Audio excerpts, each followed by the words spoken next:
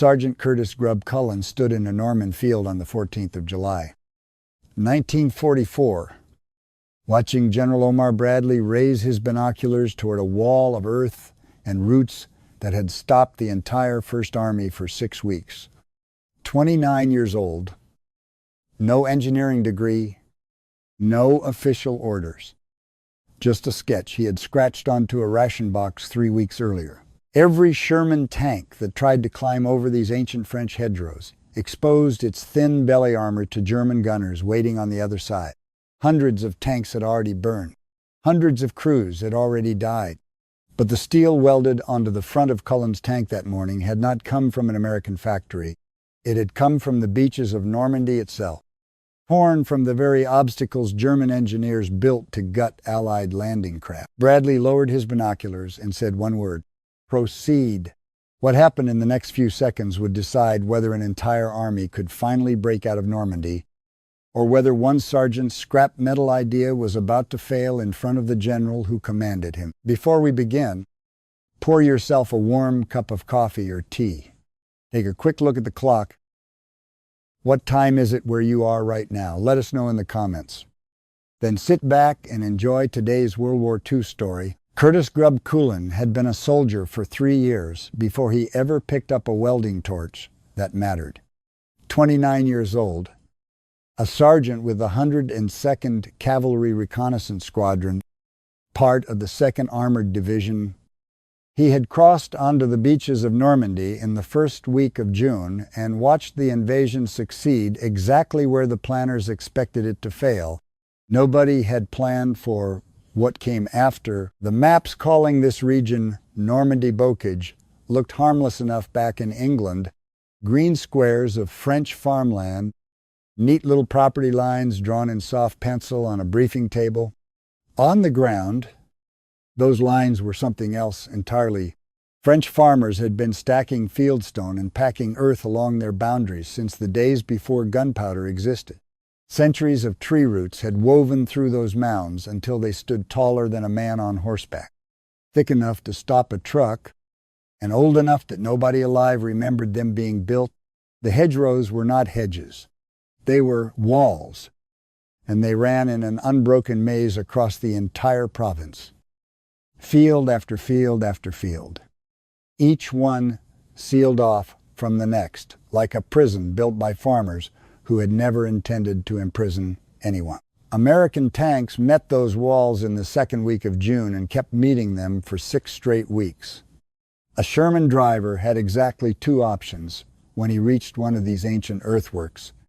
He could try to climb it, which meant tilting the tank's nose skyward and exposing the thin armor on its belly for 3 or 4 agonizing seconds. Seconds that felt, to the men trapped inside, like standing naked in an open doorway. Or he could try to go around, which meant driving into the next field, which had its own hedgerow, which led to another field, and another, an endless grid of dead ends that swallowed advances whole. German gunners understood the geometry perfect. Panzerfaust teams and anti-tank crews simply waited at the far side of each hedgerow, aimed at the exact spot where a climbing tank's belly would appear, and fired. Most Sherman crews never had time to escape the vehicle before it caught fire. Men who survived those weeks spoke afterward of the smell more than anything else. Scorched paint and diesel and something worse underneath it. A smell that stayed in a man's uniform long after the fire was out. By the second week of July, First Army had lost hundreds of tanks trying to cross terrain that on a map measured only a few miles deep. The advance from the invasion beaches had crawled forward less than 10 miles in 5 weeks. Officers back in England were already speaking of a stalemate, and the word carried a particular weight for men who had trained for years believing speed and armor would win this war. Engineers had tried packing explosives into the base of the hedgerows, but the blasts barely dented centuries of compacted soil and only announced the tank's position to German artillery spotters watching from church towers and hillsides. Some crews welded spare track links onto their hulls, hoping the extra metal might stop machine gun fire. It did nothing against a shell fired from 30 feet away. A few desperate drivers tried simply ramming the earthworks at full speed, only to bury their tanks nose first in dirt and roots that had survived since before the United States existed as a country. Engines screaming uselessly against soil that refused to move. Coulin's squadron had been probing these fields since the middle of June, watching tank after tank get gutted the same way, and watching the same young faces disappear from the mess line one at a time. He was not an engineer. He had no formal training in armor design, no laboratory, no budget, no office anywhere near this war. With his name on the door, what he had was a habit of walking the invasion beaches during quiet hours, past the wreckage the Allies had left behind after the landing, turning over the same frustrated question every man in his unit was asking without an answer. Scattered across those beaches were thousands of steel obstacles the Germans themselves had planted months earlier, designed to tear open the hulls of landing craft before they ever reached the sand. Engineers called them hedgerow, 3 lengths of railway, iron crossed and welded through each other so that sharp points jutted out in every direction no matter which way the obstacle landed. Rusting now in long rows above the tide line like the bones of some failed invasion of their own, American demolition teams had spent weeks cutting them apart with torches, and the scrap sat in growing piles near the beachhead, waiting to be melted down or forgotten by anyone who did not have a reason to look twice. Coulin looked at that scrap and saw something nobody else had bothered to see. The steel was thick, hardened, built by German engineers, specifically to rip through hulls under the worst punishment the sea could offer. If a wedge of that steel could tear open a landing craft, it could just as easily tear into the base of a hedgerow, low to the ground, without ever exposing a tank's vulnerable underside to the guns waiting on the other side. He spent 3 days on the idea, cutting sections of hedgehog steel into short prongs and sketching mounts that could bolt directly onto a tank's bowplate, working by lantern light after his official duties ended, welding sparks, lighting up his face in the dark, like a man chasing something he could not quite explain to anyone who asked. He angled the prongs forward and down, so that when the tank met a hedgerow, the steel would dig into the earthen base instead of climbing over it. The tank would simply push straight through at ground level, roots and packed soil, giving way instead of the tank's armor. He tested the design on a light tank first, since a lighter vehicle meant less risk if the mounts failed. 7 times he drove the modified tank at a hedgerow, and 7 times the prongs bit into the earth and the tank came out the other side intact, each successful run met by a silence among the watching crew that felt heavier than any cheer could have been. Word of the tests moved quickly through the squadron, and quickly enough that officers outside his own unit began asking questions. A light tank breaking through was interesting. Nobody yet knew if the same design could survive the impact of a full-size Sherman, a vehicle carrying more than twice the weight and twice the force behind every collision. A tank crew from a nearby battalion volunteered to weld the 4-pronged assembly onto their Sherman and put it through the same test. The first run worked, so did the second, third, and fourth. The mounts held under weight nobody had tested them against before, and the prongs kept doing exactly what Cullen had designed them to do, tearing into the same soil that had swallowed so many stalled tanks. That was enough to reach General Omar Bradley's headquarters. Bradley had spent 6 weeks watching his armor stall in terrain nobody had planned for, and when he heard that a sergeant had solved the problem with scrap steel pulled off the invasion beaches, he asked to see it for himself. The demonstration took place on the 14th of July, 1944, in a field that held one of the thickest hedgerows anyone could find, the same kind of earthen wall that had stopped American armor for over 40 days.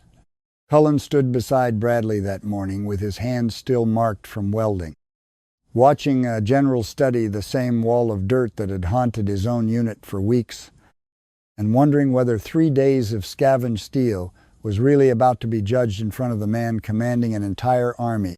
Bradley raised his binoculars and watched the modified Sherman position itself 50 yards from the target. The engine roared. The tank accelerated hard across the open ground, and its 4 steel prongs struck the hedgerow with a sound like a freight collision. Dirt exploded upward. For a few seconds, the tank's nose dipped low, straining against root systems that had grown undisturbed for centuries. Then the earth gave way.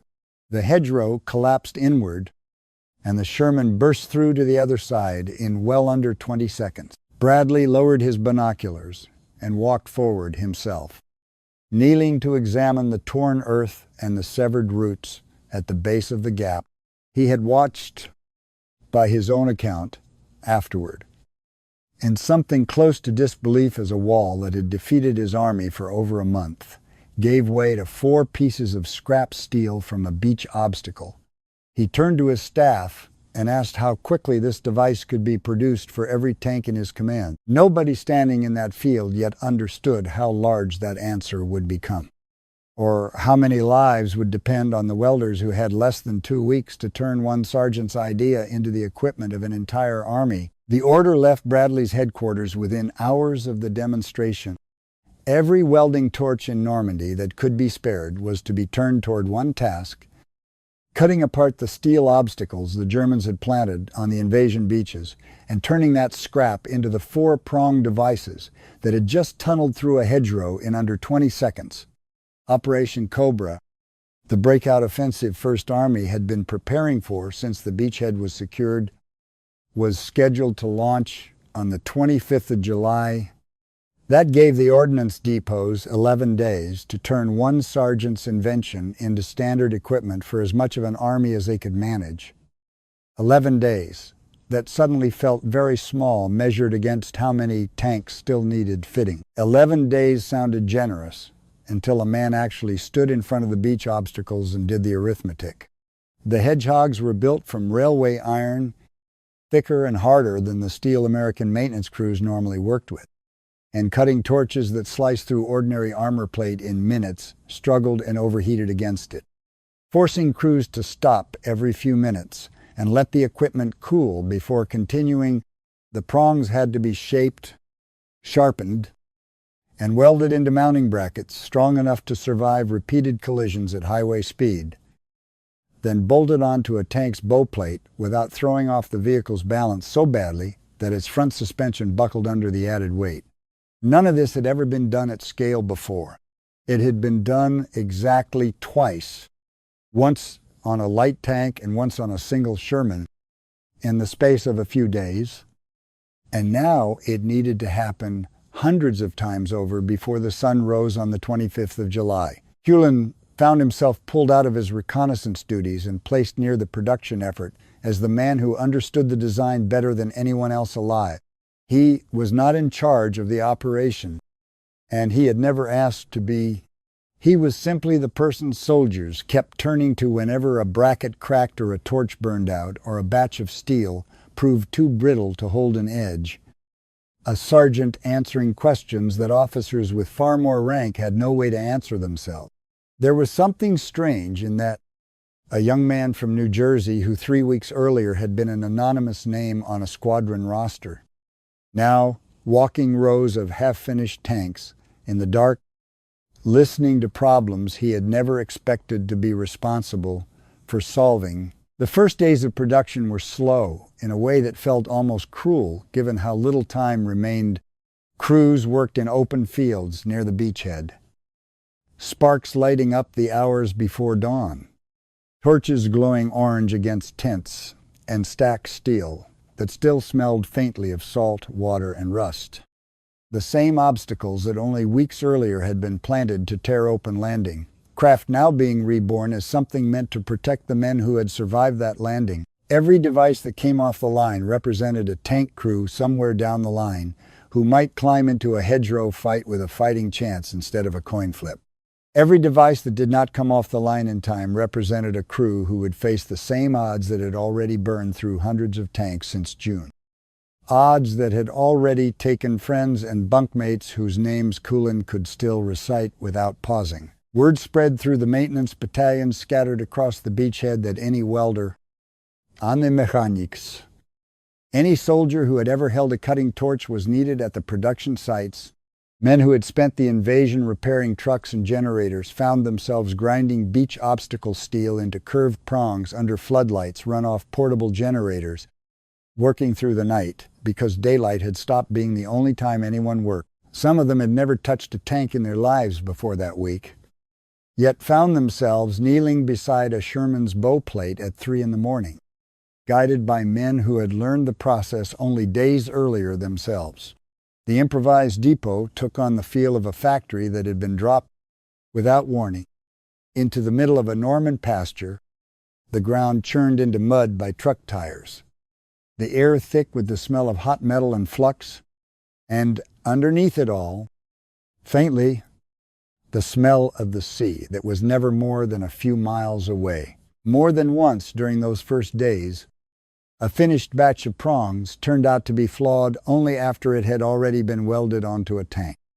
The steel cracking under a test strike or a bracket, shearing loose the moment weight shifted against it. Each failure meant tearing the assembly off and starting again. Precious hours lost on a clock that never stopped moving toward the 25th of July. Cullen learned to read the steel itself before it was cut, watching for the faint discoloration that meant a section of hedgehog iron had been weakened by rust or by the original blast that tore it from its beach mounting, rejecting pieces that looked sound to men less familiar with the material. It was slow, exacting work disguised as brute labor, and there was no manual anywhere in the United States Army that could have taught it faster than 3 days of scrap welding had taught it. Sleep became something men measured in fragments rather than hours. A soldier might close his eyes for 20 minutes, leaning against a tank hull while his torch cooled, then wake to another shift starting around him. The floodlights never fully going dark, the rhythm of hammers and grinding steel becoming as constant as artillery fire had been during the landings. Some men later remembered the strange, almost feverish energy of those nights. Exhaustion pushed aside by the knowledge that every hour lost meant tanks that would still be climbing over hedgerows instead of punching through them. Bradley made one decision early that shaped everything that followed. He ordered that however many Rhino tanks the ordnance crews managed to produce, none of them were to be used before Cobra launched. Every device, every modified tank was to be held back and concentrated for the opening hours of the offensive rather than trickled out piecemeal to whichever unit asked first. It was a gamble in its own right, holding back a weapon that could save lives. In the meantime, in the hope that using all of it at once would break the entire stalemate rather than simply easing it, was the kind of decision that could look brilliant or reckless depending entirely on what happened on the 25th of July. For the crews already fitted with the device, waiting those final days without using it against the hedgerows, still killing men around them, asked for a kind of patience that did not come easily. By the time that date arrived, the production effort had managed to fit devices onto a large share of First Army's tanks, though nowhere near all of them. Roughly 3 tanks out of every 5 in First Army carried the steel prongs on their bow plates by the morning Cobra began, a fraction that represented an extraordinary achievement for 11 days of work and, at the very same time, an admission that 2 tanks out of every 5 would still be climbing over hedgerows the old way, exposing their bellies exactly as they had for the past 6 weeks. Cullen understood better than almost anyone what that gap meant. It meant that even after everything, some crews would still be facing the war the way it had been in June. And there was nothing left to do about that. In the hours remaining before the offensive began, in the final hours before the offensive, crews who had received a fitted tank only a day or 2 earlier went over the mounting bolts one last time by flashlight, checking welds that had barely had time to cool some of them still carrying the faint burn marks on their gloves from finishing the work themselves. For men who had spent 6 weeks watching hedgerows swallow tanks whole, there was a strange, uneasy hope in staring at 4 crude steel prongs bolted to their own bowplate, not yet knowing whether the thing would behave the way it had in testing or fail the first time it mattered. Operation Cobra began before sunrise on the 25th of July, 1944, with one of the largest aerial bombardments American forces had used in the European theater up to that point. Waves of Allied bombers dropped thousands of tons of explosives onto German positions near St. Lo. A bombardment intended to shatter the German defensive line before a single tank crossed the start line.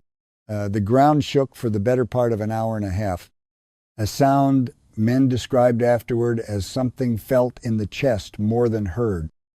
Dust and smoke rising high enough to blur the horizon even from miles behind the front. The bombing did not go perfectly. Some bombs fell short of their targets and struck American soldiers waiting in their own assembly areas, killing dozens of men. Among them, Lieutenant General Leslie McNair, one of the most senior American officers to die from friendly fire during the entire war.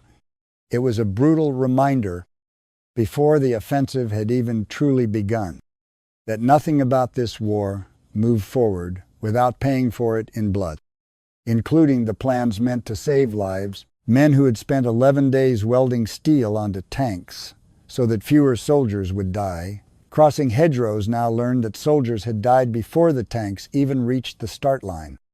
A grim arithmetic that nobody in that field could make sense of in the moment. When the bombing stopped, the silence that followed felt unnatural to the men waiting to advance, the kind of quiet that made soldiers strain their ears for the return of noise they had spent 90 minutes hating. Then the armor moved. 2nd Armored Division led the assault into the bocage, tanks fitted with Cullen's steel prongs rolling toward the same hedgerows that had swallowed Advance's whole since the 2nd week of June. Engines and treads filling the silence the bombers had left behind. The difference showed almost immediately. A Sherman fitted with the device would accelerate hard toward a hedgerow, strike the earthen base with its 4 steel prongs, and punch straight through in a matter of seconds rather than climbing skyward and exposing its belly, the way every tank before it had been forced to do. Reports reaching headquarters that morning described tanks crossing hedgerow after hedgerow in the time it used to take to cross one. Fields that had taken entire days to secure now falling in minutes. Radio traffic filling with the same kind of disbelief that had crossed Bradley's face 11 days earlier, watching the first demonstration. The tactical reason ran deeper than raw speed. German defensive doctrine in the bocage had been built entirely around the assumption that American tanks had no way to cross a hedgerow except by climbing over it. Panzerfaust teams positioned themselves for upward shots at the exact moment a tank's underside became exposed at the top of a hedgerow. Anti-tank guns were aimed at the predictable spot where a climbing tank would appear, sights already set before the fighting even began. When Rhino tanks punched straight through at ground level instead, never exposing that vulnerable belly, those carefully prepared firing solutions became almost worthless in an instant. German gunners were left aiming at a spot no tank needed to pass through anymore. Their carefully rehearsed defense suddenly fighting a war that no longer matched the ground in front of them. Inside those tanks, the experience of a hedgerow crossing had changed completely in the space of a single morning. Where a crew once braced for the sickening tilt of the tank's nose rising skyward, exposing them to whatever waited on the other side, they now felt only the jarring impact of steel meeting earth. A shudder through the whole hull, and then open ground ahead before the German gunners on the far side had time to adjust their aim. Drivers who had spent 6 weeks flinching at every hedgerow found themselves accelerating into them instead. A change in instinct that took most crews the better part of a single day to trust completely. Not every crossing went cleanly. The devices were new, hastily produced under enormous time pressure, And not every hedgerow behaved the way the ones used in testing had behaved. Some hedgerows concealed buried stones or old fence posts that could catch a prong and bend it. And a small number of tanks lost the use of their device partway through the advance, forced to fall back on the older and slower methods of crossing. Losing a device in the middle of a fight was frightening for the crew involved. The sudden jolt of steel catching on something unseen underground. The engine straining against resistance that refused to give the way it had every other time. It did not slow the offensive as a whole because so many other tanks around them kept moving, but for the men inside a tank that had just lost its edge, the war outside their hatch had not changed at all. By mid-morning, 2nd Armored Division had advanced further than it normally covered in several days of fighting. 3rd Armored Division, following behind, reported similar progress. The bocage that had defended the German line for 6 weeks was collapsing, not because the terrain had changed, but because the terrain no longer offered German defenders the advantage they had been relying on since June. Fields that had once taken an entire day of careful, costly fighting to secure were being crossed and left behind before the sun had fully cleared the tree lines. German units began falling back faster than their own commanders could organize new defensive lines. Prisoners captured in the days that followed described watching American tanks tear through hedgerows they had considered impossible to breach. And some spoke of anti-tank crews abandoning their positions the moment they realized the tanks bearing down on them were not going to climb into the open the way every previous tank had. The psychological effect on German defenders was, by several accounts, nearly as important as the physical one. A defense built entirely around one assumption had just watched that assumption stop being true in the space of a single morning. And men trained for weeks to fight. One kind of battle suddenly found themselves fighting a different one they had no answer for. By the last days of July, the advance had carried 1st Army well beyond the fields where the offensive began. Opening ground that would soon allow entire armored divisions to maneuver freely for the first time since the invasion. German forces further east, still trying to hold a line against an advance that would not stop cutting through terrain they had counted on to slow it, found their options narrowing, with every hedgerow that fell in seconds instead of hours. None of the men welding prongs onto tanks in that Norman pasture 2 weeks earlier could have known they were helping, set the stage for an encirclement that would trap thousands of German soldiers in the weeks ahead. But the momentum that made it possible began in those 11 days of round-the-clock welding. Word of Cobra's early success and the role the hedgerow cutters had played in it spread quickly beyond 1st Army. Within weeks, the British Army had developed its own version of the device, producing hundreds of their own steel prongs and fitting them to their tanks under a different name.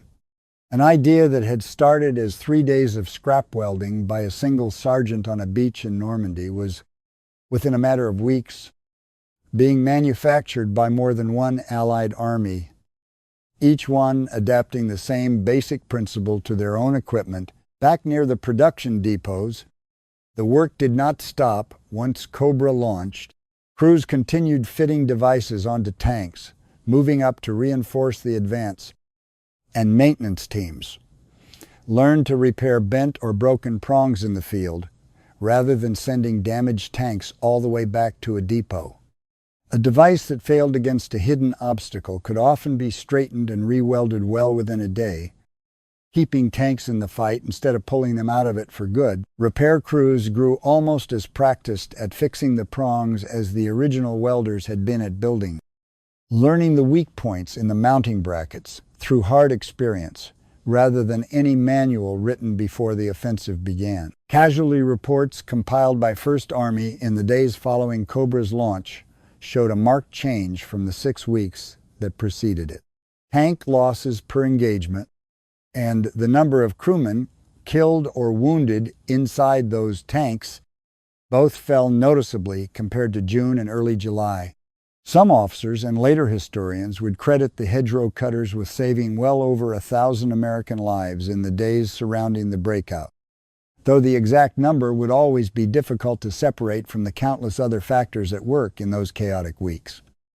The bombing, the weather, the sheer momentum of an advance that had finally started moving again. For the men who had spent 11 sleepless nights welding beach scrap onto tank hulls, the number mattered less than the radio reports themselves. Crews reporting hedgerow after hedgerow crossed without losing a man, something none of them had dared to expect only 2 weeks earlier. There was a plain arithmetic underneath all of it that few men had time to sit with while the offensive was still moving. Each Sherman tank represented months of training for its crew and a considerable cost to produce and ship across an ocean. And each one lost to a hedgerow ambush had meant not just a burned-out hull, but 3 or 4 or 5 men who would never fight again. Measured against that, 4 pieces of scrap steel cut from a beach obstacle and welded together by exhausted men working through the night had cost almost nothing at all.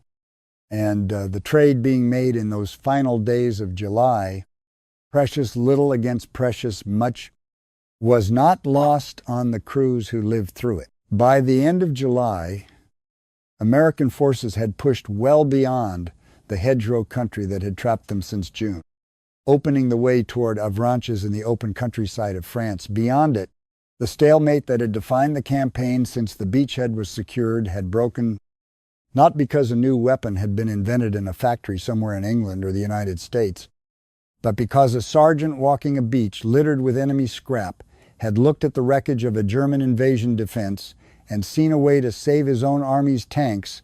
Instead, Cullen remained with the effort as the advance continued, watching tank after tank roll past fitted with the steel prongs he had first shaped by lantern light less than a month earlier.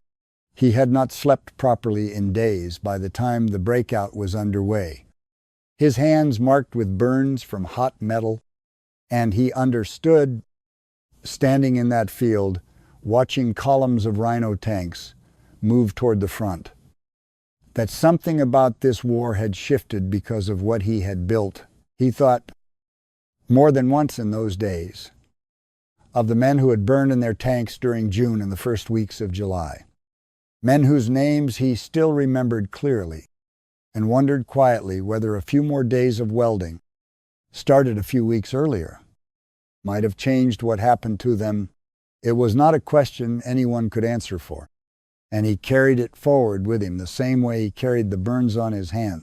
Whether history would remember his name the way it remembered the generals who gave the orders, the men whose faces appeared in newsreels and newspapers, was a question that had not yet been answered, and one that would not be answered for years to come. In the weeks after Operation Cobra broke the stalemate that had trapped First Army since June, Cullen's name moved steadily upward through the chain of command that had once known him only as a sergeant in a reconnaissance squadron.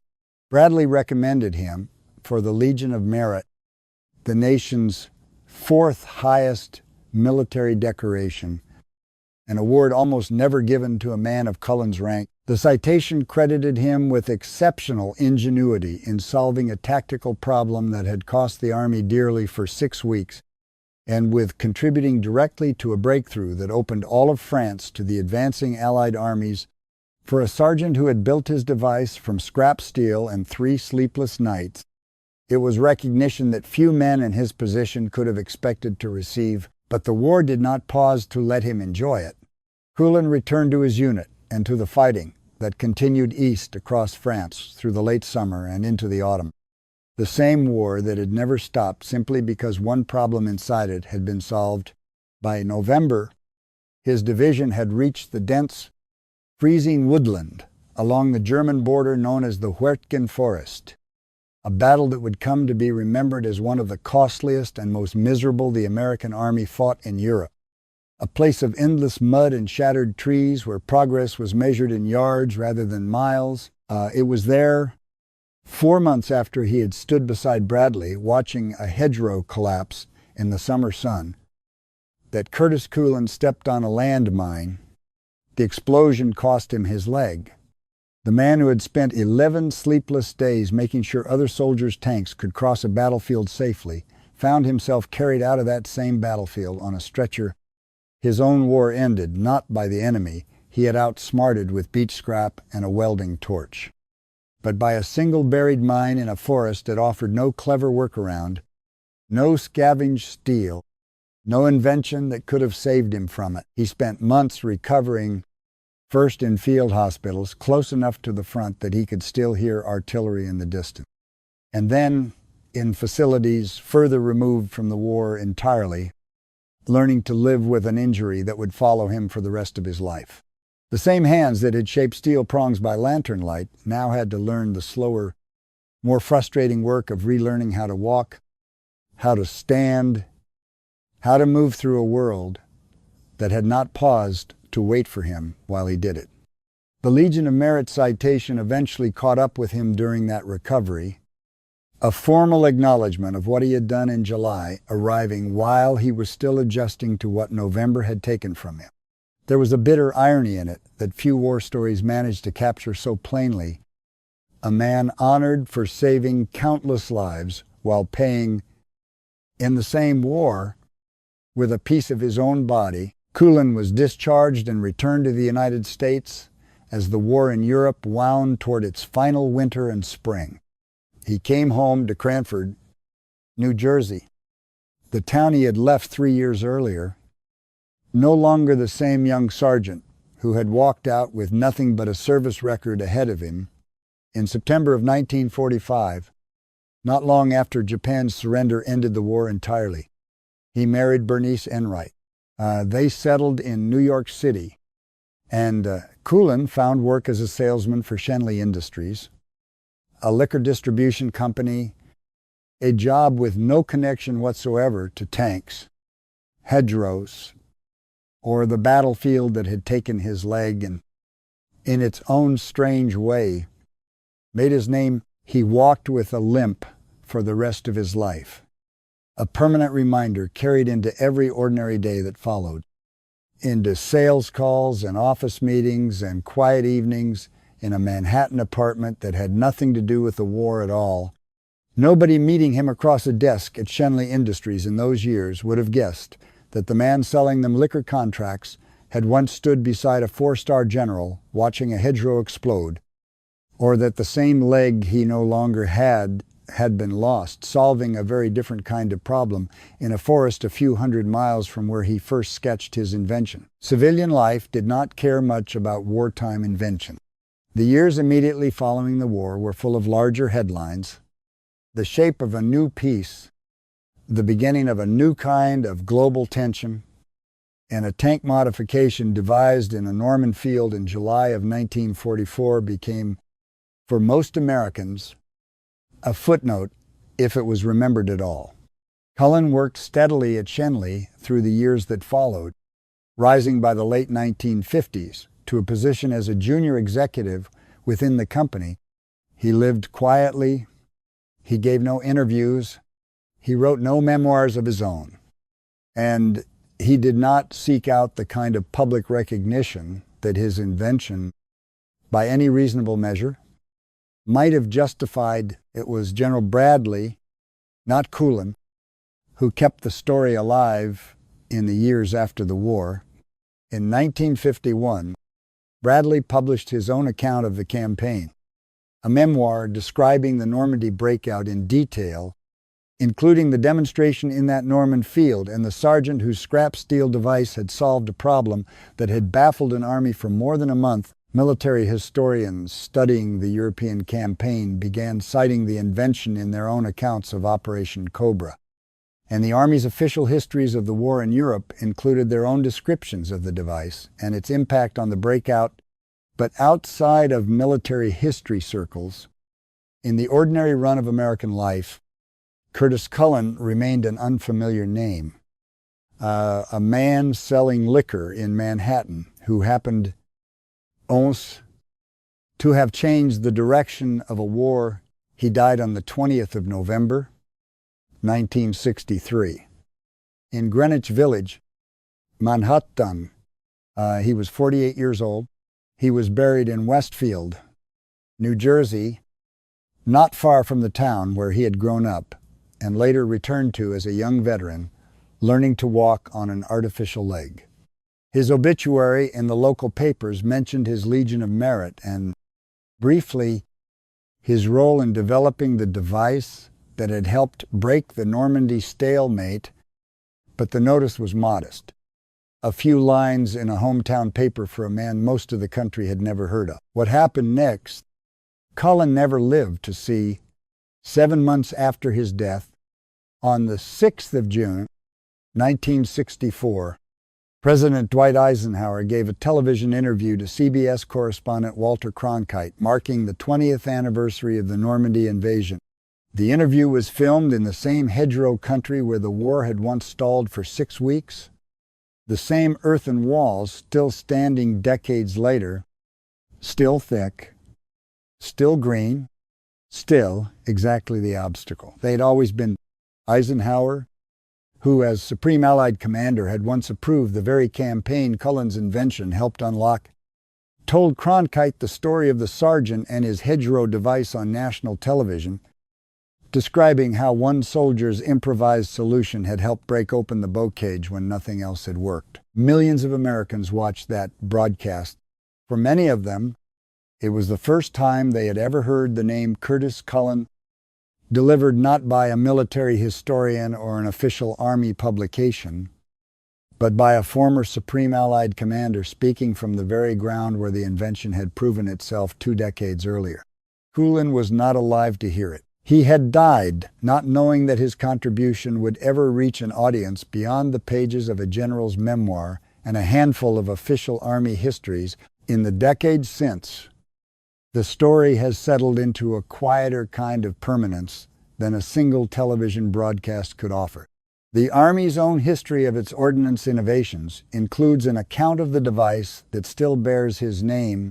A Sherman tank fitted with an original hedgerow cutting device is preserved and displayed by the National Museum of the United States Army, where visitors can see, up close, the crude steel prongs that once tore through a wall of earth that had stopped an entire army.